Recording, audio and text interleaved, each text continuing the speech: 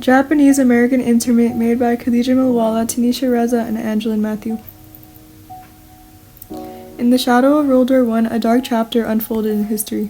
The internment of Japanese Americans was a serious violation of their civil rights driven by fear and prejudice. This documentary explores the harsh realities of this event, the lives it affected, and the lesson it imparts about government accountability and the protection of civil rights. December 7th, 1941, a date which will live in infamy. The attack on Pearl Harbor by the Japanese Empire thrust the United States into World War II. The wake of this tragedy, fear and suspicion towards Japanese Americans surged, and it was fueled by wartime hysteria and racial prejudice. December 7, 1941, just before 8 a.m., Japan launched a surprise attack on the United States by bombing the U.S. naval base at Pearl Harbor, Hawaii. The attack involved 350 Imperial Japanese aircrafts and lasted about 75 minutes. During the raid, nearly 20 American naval vessels, including 8 battleships and more than 340 airplanes, were destroyed or damaged. Over 2,400 Americans lost their lives and many more were wounded. Although the attack was a surprise, tensions between the U.S. and Japan had been building for years, particularly over Japan's expansion into China. The goal of attacking Pearl Harbor was to cripple the U.S. Pacific Fleet, giving Japan the opportunity to carry out its plans for control of the Pacific without the U.S.'s interference. Despite the lack of evidence, Japanese Americans were viewed as potential threats to national security. This unfounded fear led to Executive Order 9066. Executive Order 9066, authorized by President Franklin D. Roosevelt, forced the relocation and internment of over 120,000 Japanese Americans, 2/3 of whom were U.S. citizens. Families were uprooted from their homes, businesses were abandoned, and lives were disrupted.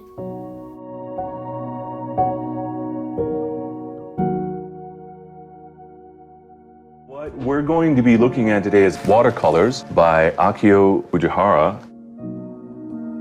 Ujihara was a 44-year-old engineer from Los Angeles. He was also one of many Americans detained during World War II, simply because he was of Japanese descent. The chapter of history these watercolors depict is rarely discussed. This is just his personal way of remembering what life was like in the camps. This one is from Mansnarm. And these two are from Topaz. After Japan's attack on Pearl Harbor, the U.S. government set up 10 internment camps across the West. They detained over 100,000 Japanese Americans perceived as a threat to the war effort. Half of those detained were children. You know, it really wasn't that long ago. People that were in these camps, some of them are still alive, and so many of them. In fact, Nathan is about to meet one. Betty Tyra was only 8 when her family was sent into the Heart Mountain internment camp in Wyoming. There were 5 in our family, an older sister, a younger brother, and my parents. And each of us was allowed to take one suitcase, but it was too much for my brother and for me. So from a family of 5, we only had 3 suitcases. Wow.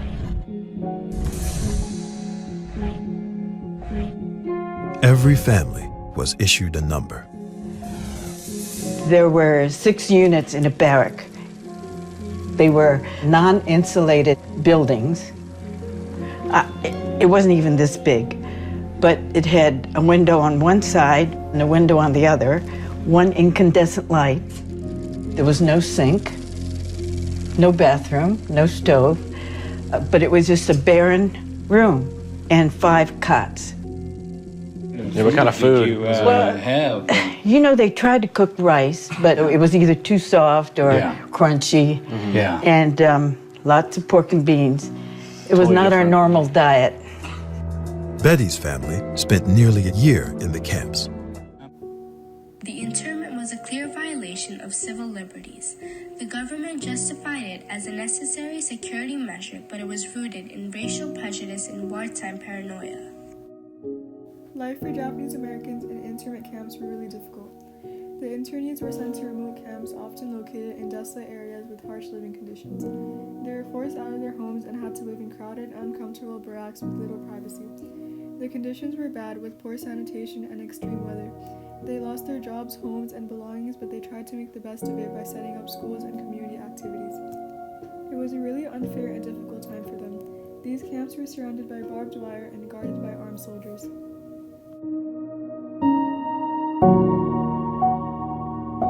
I grew up here in Los Angeles until Pearl Harbor. And then, as I think you know, Japanese Americans on the West Coast were summarily rounded up and sent into 10 barbed wire internment camps. I was 4 at the time of Pearl Harbor, and I was too young to really understand what was going on. But I still do remember that day when armed soldiers with guns, bayonets on them, came to our home to order us out. I remember that as a very scary day. And you know, a child can sense your parents' anxieties. And we were taken from our home to a horse stable at San Anita Racetrack, where we were housed for a few months while the camps were being built. And when the camp was built, we were put on a train and taken all the way across the southwestern desert to the swamps of Arkansas, a camp called Roller. And I grew up there for a portion of the war. And then we were transferred from that camp to another camp in Northern California called Tule Lake, which was an even more harsh camp. There were 3 levels of barbed wire fence and tanks patrolling the perimeter. And after the war, we came back home to Los Angeles.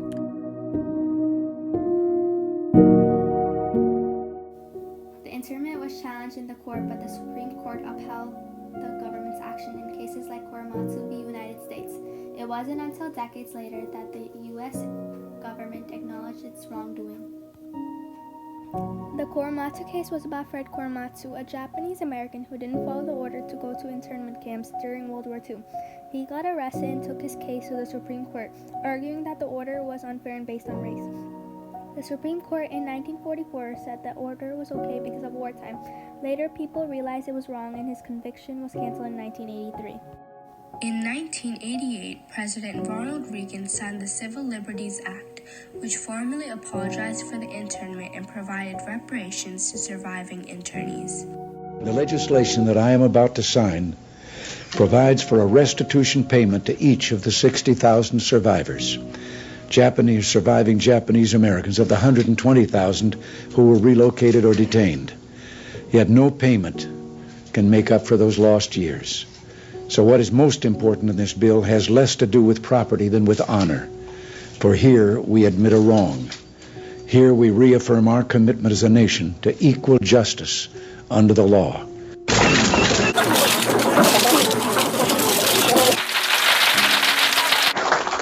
Thank you all again, and God bless you all. I think this is a fine day.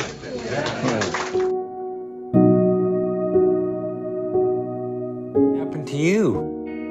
We moved to Washington, D.C.